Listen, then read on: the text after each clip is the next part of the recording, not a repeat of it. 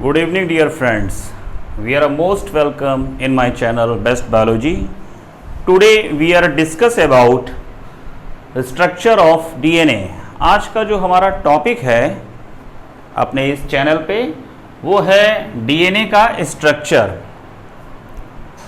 DNA जो है ये आपका हर एक सेल्स में हमारी, क्योंकि कंप्लीट जो हमारी बॉडी है तो इसमें जितनी भी सेल्स हैं उन सेल्स में आपका जो डीएनए है वो प्रेजेंट है। एक्सेप्शनल केस है, जैसे आपका आरबीसी है तो आरबीसी में चूंकि नॉन न्यूक्लिएटेड है इस वजह से वहाँ आपका डीएनए नहीं प्रेजेंट रहता है।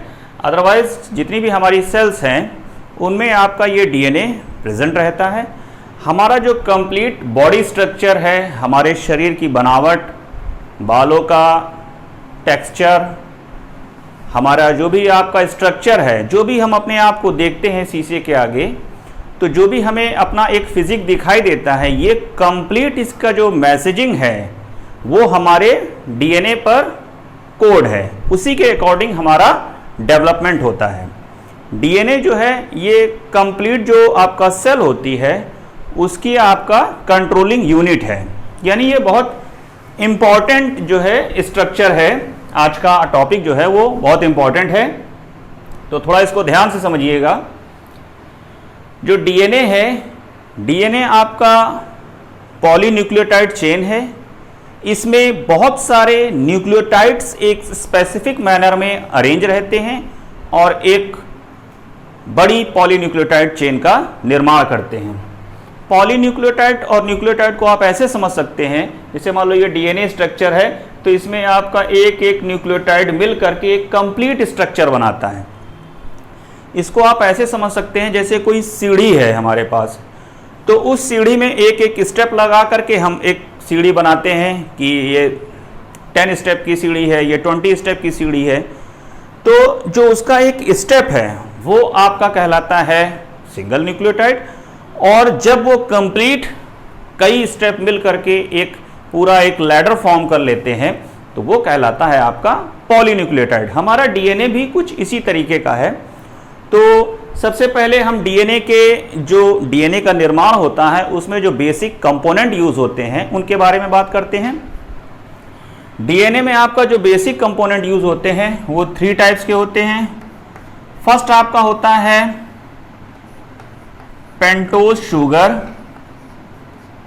पेंटोज, अब चूंकि डीएनए है तो डीएनए में आपका डीऑक्सीराइबोज शुगर यूज होगी। अगर आरएनए की बात हो रही है तो यही पेंटोज आपका राइबोज शुगर हो जाती है,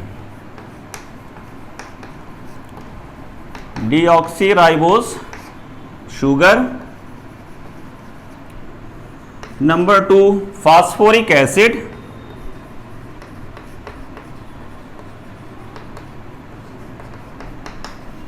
और थर्ड है आपका नाइट्रोजनस बेस।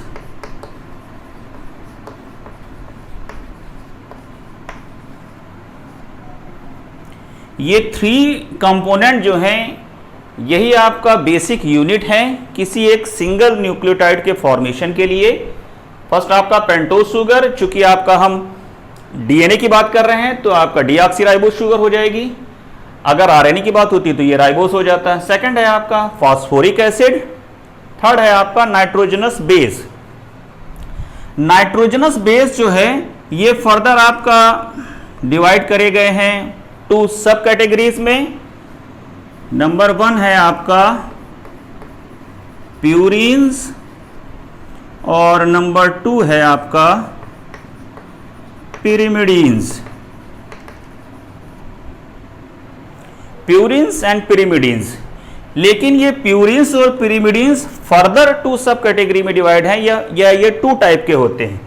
प्यूरिन्स की अगर बात करें तो प्यूरिन्स में आपका जो फर्स्ट है वो है एडेनिन, जिसको हम ए से रिप्रेजेंट करते हैं, और जो सेकंड है वो है ग्वानिन, जिसको हम जी से रिप्रेजेंट करते हैं। इसी तरह आपका जो पिरिमिडीन्स है, पिरिमिडीन्स भी आपका 2 सब कैटेगरी में डिवाइड है, यानी 2 टाइप्स का है ये। साइटोसिन और सेकंड है आपका thymine. Cytosine and thiamine.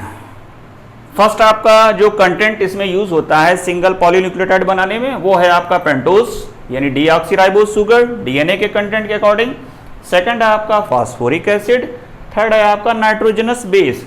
Nitrogenous base जो है इनको 2 सब कैटेगरीज में डिवाइड करा गया है। ए है आपका प्यूरिन्स और बी है पिरिमिडिन्स।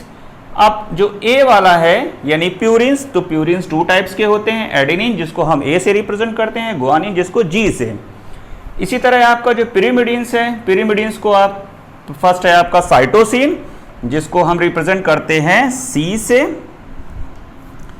साइटोसिन को रिप्रेजेंट करेंगे हम सी से और थाइमीन को रिप्रेजेंट करेंगे टी से।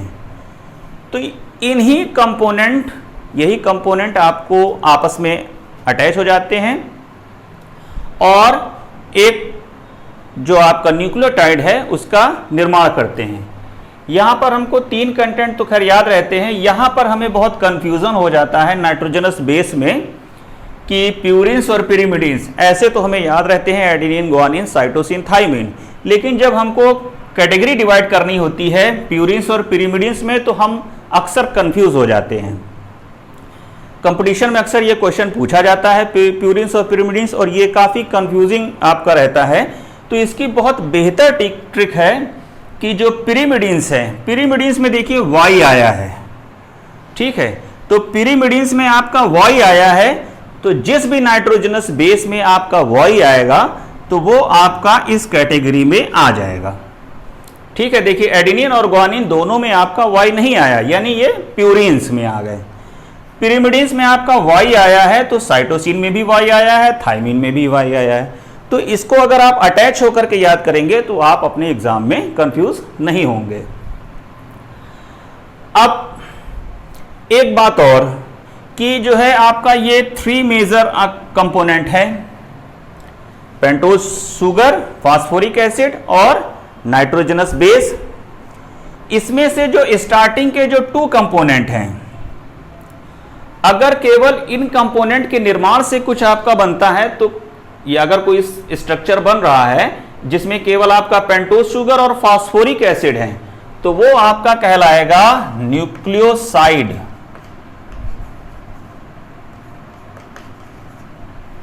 न्यूक्लियोसाइड में आपका केवल 2 कंपोनेंट होंगे, शुगर प्लस फास्फोरिक एसिड। ठीक है, समझ रहे हैं? अगर न्यूक्लियोसाइड की बात करी जा रही है तो उसमें शुगर और फास्फोरिक एसिड होंगे, 3 कंपोनेंट से मिलकर के हमारा न्यूक्लियोटाइड बनता है, लेकिन केवल 2 अगर स्ट्रक्चर में जुड़े हुए हैं तो हम उसके लिए कहेंगे न्यूक्लियोसाइड। सेकंड आपका जो होता है न्यूक्लियोटाइड। न्यूक्लियोटाइड, तो न्यूक्लियोटाइड में तीनों कंपोनेंट आते हैं यानी आपका sugar plus phosphoric acid plus nitrogenous base. तो ये कंप्लीट जो आपका तीनों का स्ट्रक्चर आएंगे, तीनों आपका कंटेंट अगर यूज होते हैं तो वो आपका कहलाया जाएगा न्यूक्लियोटाइड। और अगर केवल 2 कंटेंट है आपका नाइट्रोजनस बेस उसमें आपका एब्सेंट है तो वो आपका कहलाएगा न्यूक्लियोसाइड। यानी न्यूक्लियोसाइड में नाइट्रोजनस बेस जो है वो एब्सेंट होता है। तो ये कुछ टर्मिनोलॉजी है जिसको आप याद करें। अक्सर कंपटीशन में इसी को आपका रोटेट करके या चेंज करके पूछा जाता है क्योंकि इसमें कुछ नया तो पूछा नहीं जाएगा। तो आप इसको थोड़ा ध्यान रखें। प्यूरिन्स पिरिमिडिन्स में आप वाई वाली ट्रिक याद रखें जिससे आपको पिरिमिडिन्स में कंफ्यूजन नहीं होगा। और न्यूक्लियोसाइड जहां टी आ गया है, टी वर्ड आ गया, टी फॉर ट्राई 3, तो यहां इसके 3 कंपोनेंट हो जाएंगे और न्यूक्लियोसाइड में केवल 2 कंपोनेंट।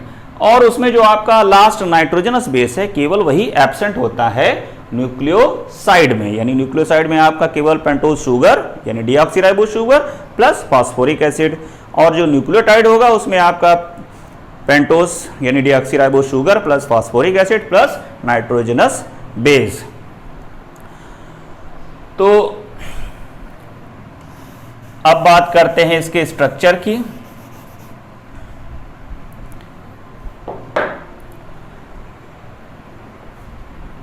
जो आपका डीएनए का स्ट्रक्चर होता है, अभी इस स्ट्रक्चर पे आएंगे, पहले इसका थोड़ा सा मॉलिक्यूलर स्ट्रक्चर हम देख लें।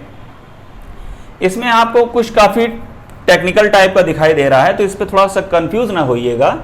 ये केवल एक जो एरिया है, ये सिंगल न्यूक्लियोटाइड को रिप्रेजेंट कर रहा है, यानी ये एक ladder, second ladder and third ladder. जो लैडर आपको यहां दिखाई दे रहा है 1 2 3, इसी का मॉलिक्यूलर स्ट्रक्चर है। हमने कहा कि जो हमारा डीएनए है, डीएनए में आपके 3 कंपोनेंट हैं, 3 मेजर कंपोनेंट, इसी से आपका जो है न्यूक्लियोटाइड बनता है। और जब मैनी न्यूक्लियोटाइड्स अरेंज हो जाते हैं एक स्पेसिफिक पैटर्न में, तो वो निर्माण करते हैं पूरा पॉलीन्यूक्लियोटाइड चेन का। Poly means many. तो डीएनए में आपका फर्स्ट है pentose sugar, deoxyribose.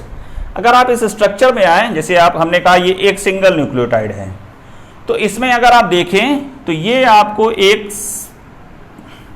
Pentose sugar दिखाई दे रही है।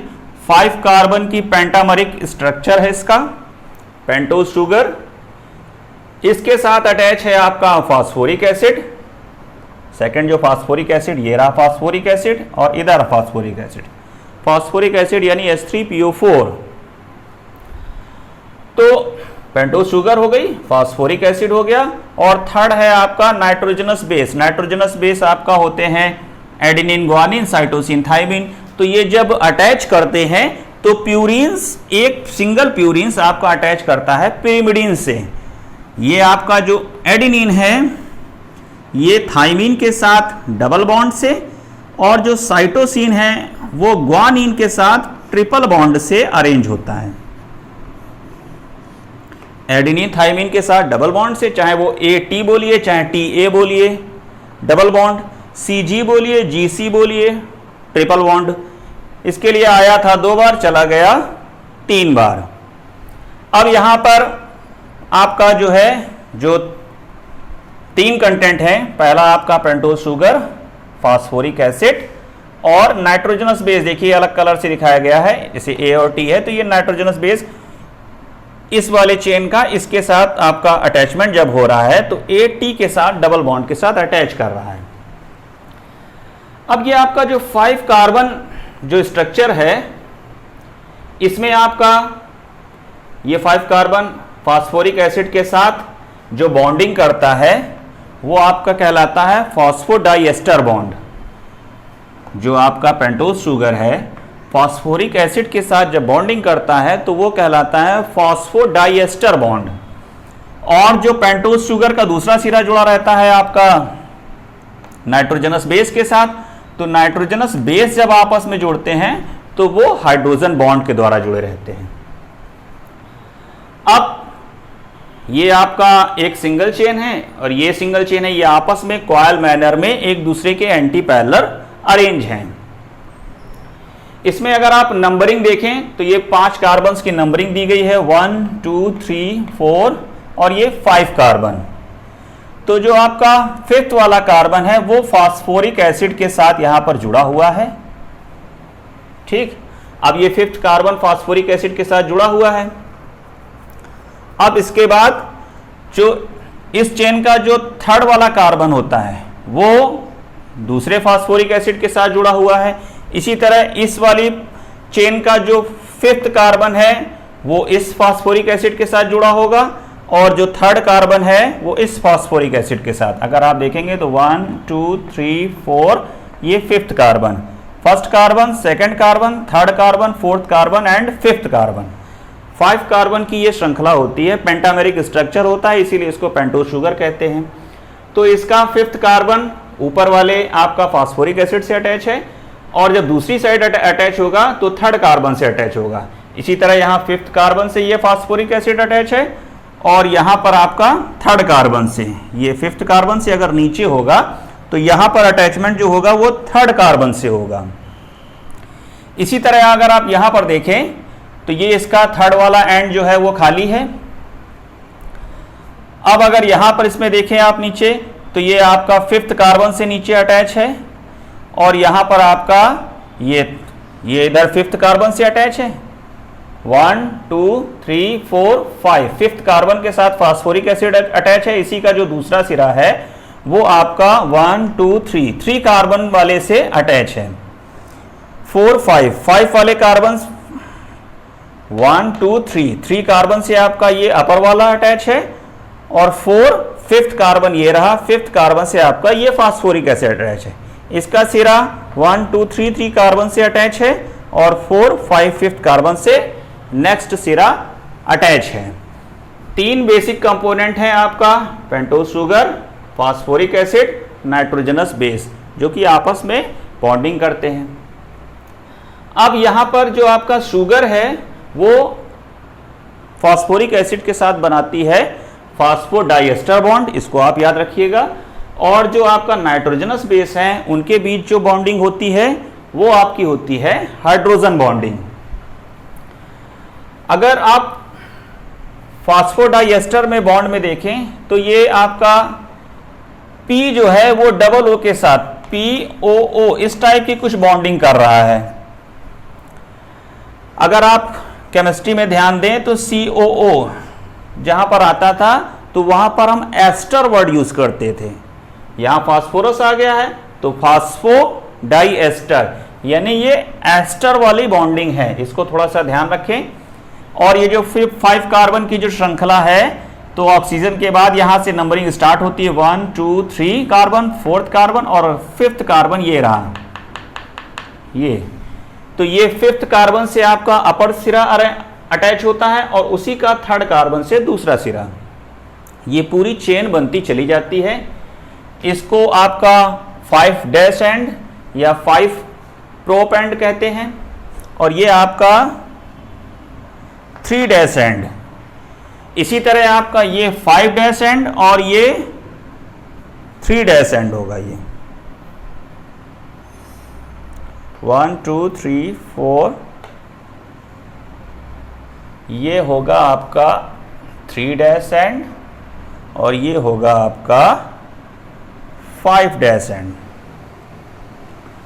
तो ये जो आपका स्ट्रक्चर है इसमें आप देखिए, अब यहां पर 5 dash end 3 dash end 3 dash end to 5 dash end, ये बड़ा कंफ्यूज करता है। ये कैसे होता है, इसको हम पहचाने कैसे? जो आपका ये, जैसे ये आपका लास्ट न्यूक्लियोटाइड है, ये सिंगल न्यूक्लियोटाइड है, तो ये आपका पेंटोज शुगर हो गई। पेंटोज शुगर का जो 5th एंड है वो यहाँ फास्फोरिक एसिड से अटैच है। अब इसके ऊपर कोई चेन नहीं अटैच है, यानी 5th कार्बन के ऊपर ये ओपनिंग ओपन है, ये अटैच नहीं हो रहा। तो ये आपका सिरा सीधा सीधा बोले तो ये खुला है, ओपन है, तो ये आपका 5 डैश एंड हो गया। इसी तरह जब आप नीचे आएंगे तो इसका 5 तो इसके साथ कनेक्ट है, लेकिन 1 2 जो 3 वाला एंड है ये अटैच होना चाहिए था, ये नहीं है, तो ये आपका कहलाता है 3 डैश एंड। ये 5 डैश एंड हो गया और ये 3 डैश एंड हो गया। इसी तरह आपका यहाँ पर जो आपका 1 2 3 वाला जो है अटैच होना चाहिए था, तो ये खाली पड़ा हुआ है, तो ये आपका कहलाता है 3 डैश एंड एरिया। और यहां पर आपका 1 2 3 4 5 वाला जो है फास्फोरिक एसिड है, उसके नीचे कुछ है नहीं, तो ये आपका कहलाएगा 5 डैश एंड। तो इसका पहचानने का बहुत अच्छा तरीका है, जो 3rd पर आपका जो OH ग्रुप है अगर उसके साथ अटैचमेंट नहीं है, ओपन है, तो वो 3 डैश एंड हो जाएगा। और अगर 5 डैश एंड जो है अगर ओपन है, उसके साथ कोई अटैचमेंट नहीं है फर्दर, तो वो आपका 5 डैश एंड हो जाएगा। तो ये आपका पूरा स्ट्रक्चर है आपका डीएनए का मॉलिक्यूलर स्ट्रक्चर। अब ये जो आपका सिंगल न्यूक्लियोटाइड है, यही न्यूक्लियोटाइड यहां पर दिखाया गया है।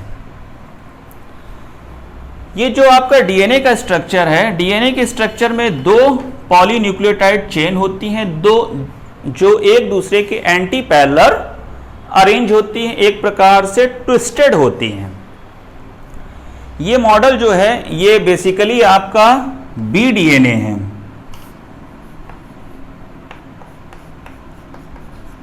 कई बार कंपटीशन में ये भी पूछा जाता है जो वाटसन और क्रिक ने मॉडल दिया था वो कौन सा है, तो वो आपका BDNA है।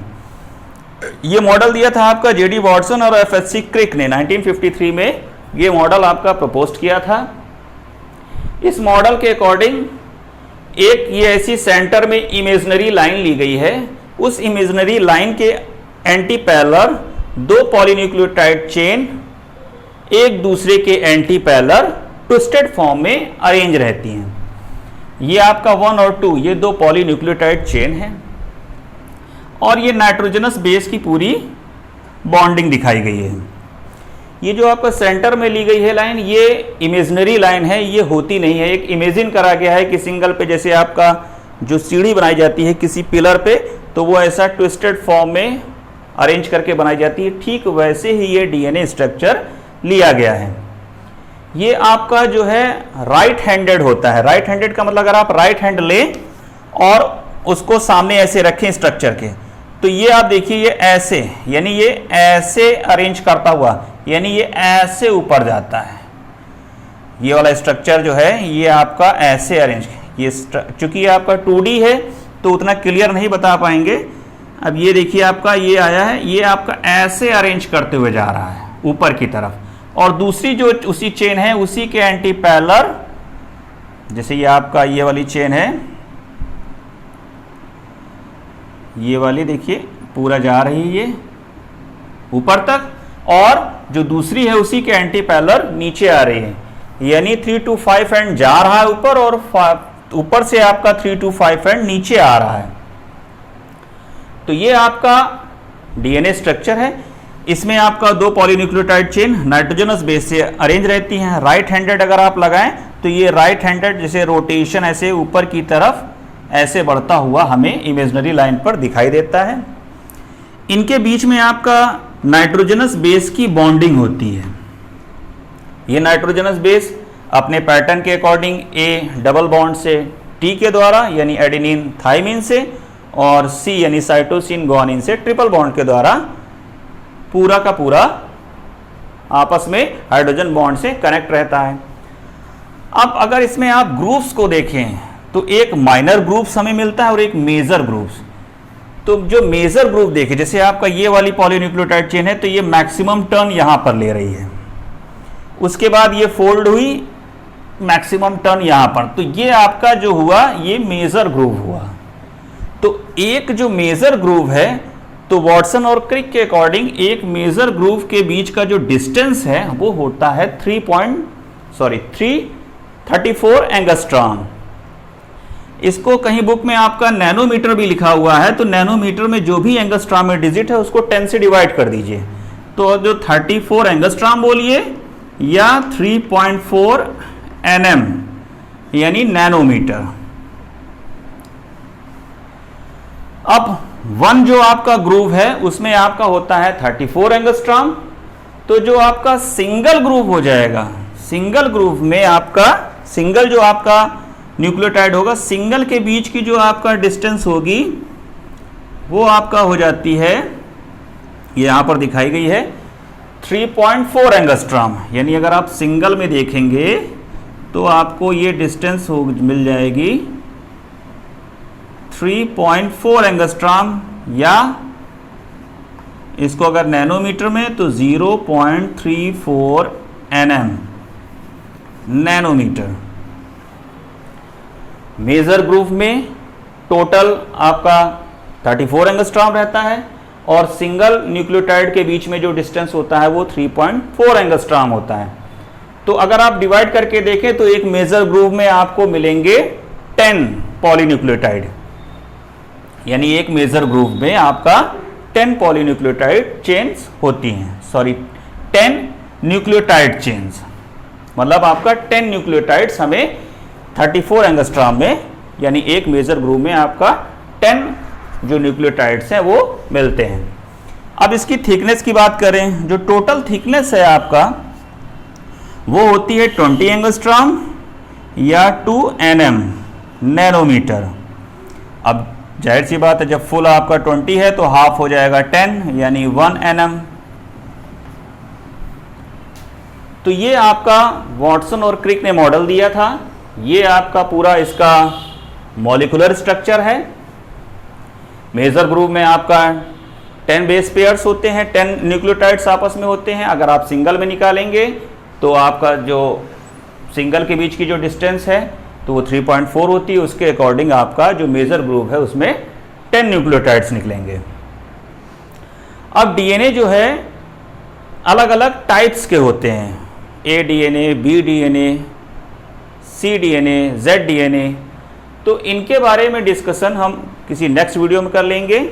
ये जो स्ट्रक्चर है ये बी डीएनए का है, जो वाटसन और क्रिक ने हमें मॉडल दिया था, फिजियोलॉजिकल यही यूज़ होता है। तो आपका ये है बी डीएनए। तो ये था हमारा डीएनए का complete detail. So thank you for watching this video and please subscribe it.